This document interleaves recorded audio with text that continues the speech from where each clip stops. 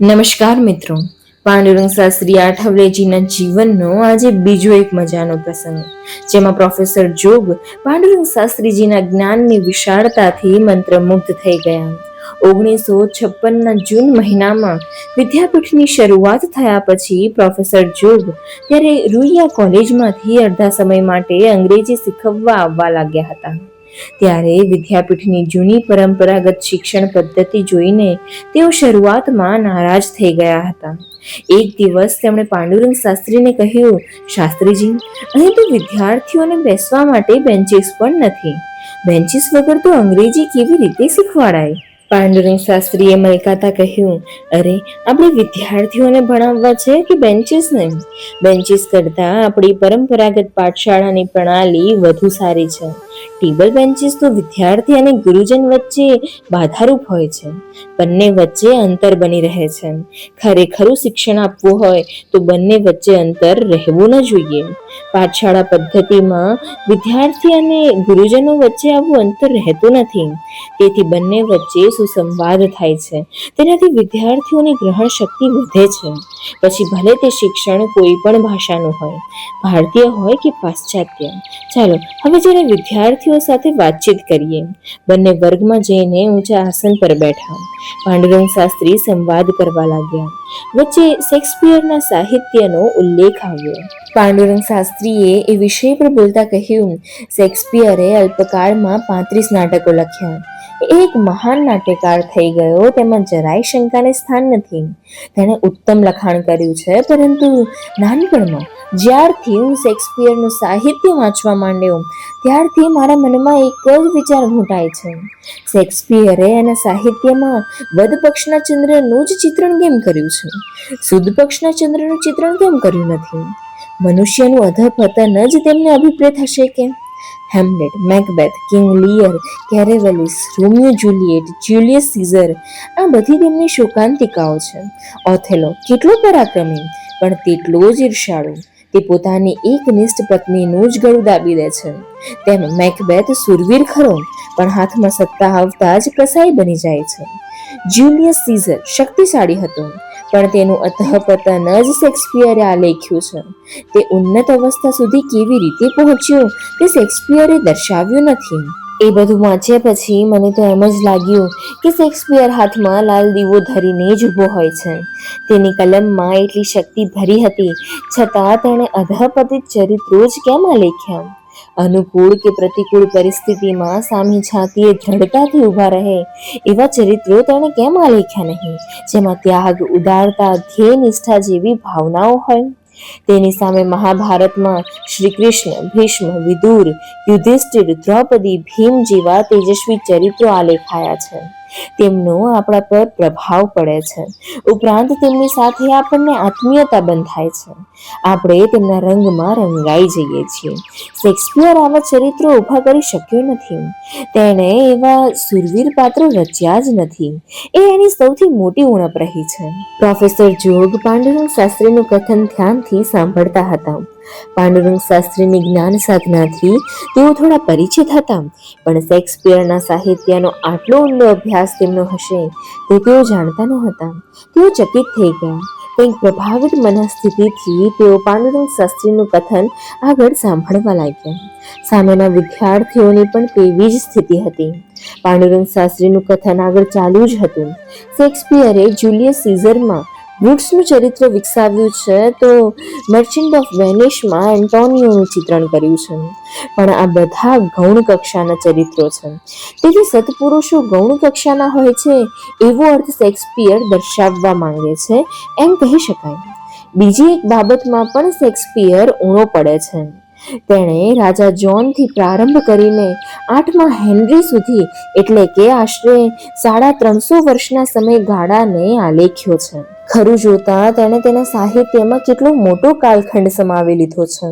છતાં પણ દર 50 વર્ષોમાં યુરોપમાં થયેલી સાંસ્કૃતિક, આર્થિક કે રાજનૈતિક ક્રાંતિઓનો તેના નાટકોમાં ક્યાંય અણસાર પણ નથી. તે સમયે સમાજ અને વિચારધારાઓ બદલાતા હતા. તેનો જરાય ઉલ્લેખ શેક્સપિયરના નાટકોમાં કેમ નથી? જ્યારે અમારા ઋષિમુનિઓ અને આપણી મહાન સંસ્કૃતિનું સુંદર ચિત્રણ કરનાર વેદવ્યાસે નાનામાં નાની કોઈ પણ વિચારધારા સ્પર્શ કર્યા વગરની રાખી નથી. તેમણે લખેલા ઇતિહાસમાં બધી જ વિચારધારાને સ્થાન મળ્યું છે. જ્યારે શેક્સપિયરના નાટકોમાં સ્વાતંત્ર્ય, સમાનતા, બંધુભાવ જેવું જોવા મળતું નથી. અરે એની નોંધ લેવા જેટલી કલમમાં તાકાત જોઈએ. શેક્સપિયરને ફક્ત રાજમહેલો જ દેખાયા. ત્યારના વિચાર પ્રવાહમાં અને સામાન્ય માણસના જીવનમાં તે એકરૂપ થઈ શક્યો નહીં. તેથી મારો તો સ્પષ્ટ મત છે કે શેક્સપિયર તત્કાલીન માનવી ભાષ્યકાર નથી. પછી તેમણે પ્રોફેસર જોગ સામે જોતા કહ્યું, શેક્સપિયરની ઉણપો ગણાવી તેનો અર્થ એવો નથી કે તેના ગુણોની હું અવગણના કરું છું. ના, એવું જરાય ન સમજી લેતા. વેદોની આજ્ઞા છે કે ગુણોનું વર્ણન કરો. શેક્સપિયરના ગુણો પ્રત્યે મને અત્યંત આદર છે. મને શેક્સપિયર અત્યંત પ્રિય છે. તે એક મહાન વિદ્વાન સાહિત્યકાર હતો. અંગ્રેજી સાહિત્યના જે વાચકે શેક્સપિયરને વાંચ્યો ન હોય તેના માટે વૃથાગતમ તસ્ય નરસ્ય જીવિત એમ જ કહેવું પડે. તેનું જીવન વ્યર્થ ગયું એમ કહેવાય. એ વિદેશી હતા તેથી હું ટીકા કરું છું એમ નથી. જેમ શેક્સપિયરનું છે તેવું જ આપણા કાલિદાસનું છે. કાલિદાસના બધા જ ચરિત્રો માંજીને ગોઠવેલા વાસણો જેવા છે, બધા જ ચોખ્ખાચટ. તેના કરતા વેદવ્યાસમાં ગુણદોષથી સજાવેલો સ્પષ્ટ ઇતિહાસ લખવાની કળા હતી. તેમના લખાણમાં વાસ્તવિકતા હતી.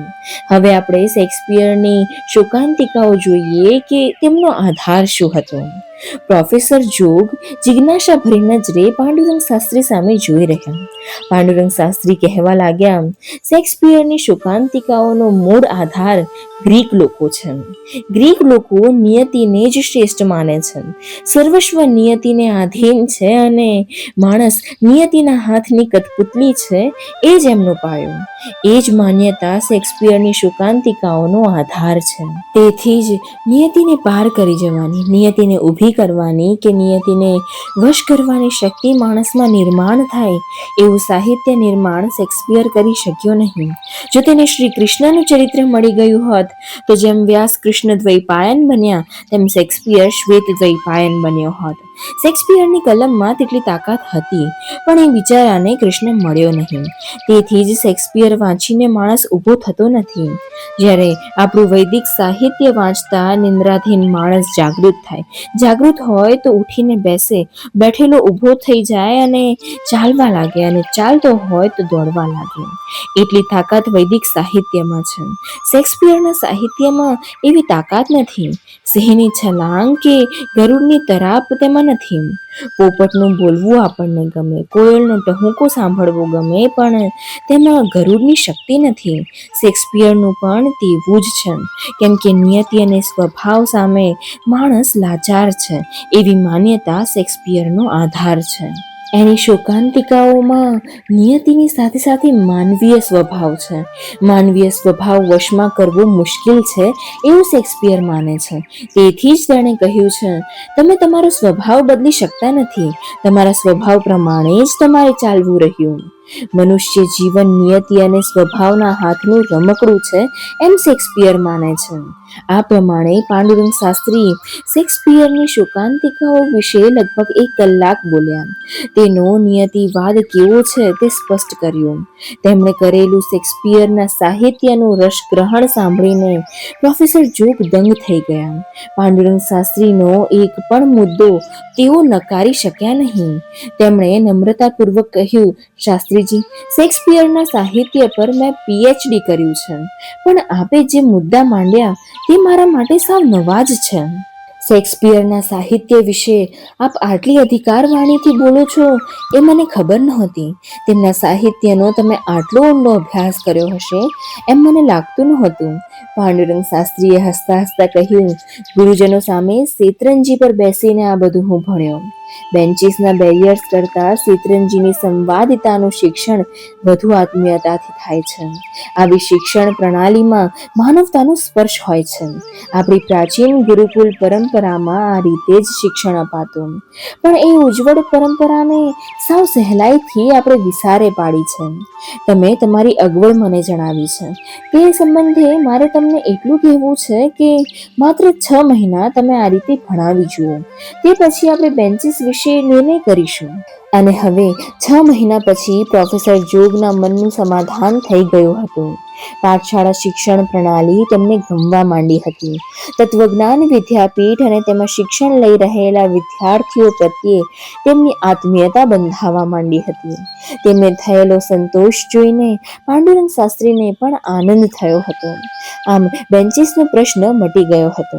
પ્રોફેસર જોગની રજા લઈ પાંડુરંગ શાસ્ત્રી ત્યાંથી નીકળ્યા. હવે તેમને વિદ્યાર્થીઓ સાથે મનની વાતોની આપ-લે કરવી હતી. એ તેમનો નિત્યક્રમ હતો. યુવાનોને મળવામાં તેમને હંમેશા આનંદ થતો. વિદ્યાર્થીઓને મળવા જતા જતા તેમના મનમાં ડોક્ટર રાધાકૃષ્ણન વિશેના વિચારો ચાલી રહ્યા હતા. સરકારી પ્રોટોકોલ પાડી શકાશે નહીં એવા આશયનો પત્ર તેમણે તે જ દિવસે દિલ્હી રવાના કરી દીધો હતો. પ્રોટોકોલમાં રાચતા અને ટેવાયેલા સરકારી હોદ્દેદારો પ્રોટોકોલ વગર ચોક્કસ આવશે નહીં એમ ધારીને એ વિષય તેમણે પડતો મૂકવો એમ નક્કી કરી લીધું હતું. તો પાછા મળીશું આવતા રવિવારે. ત્યાં સુધી રાધે રાધે.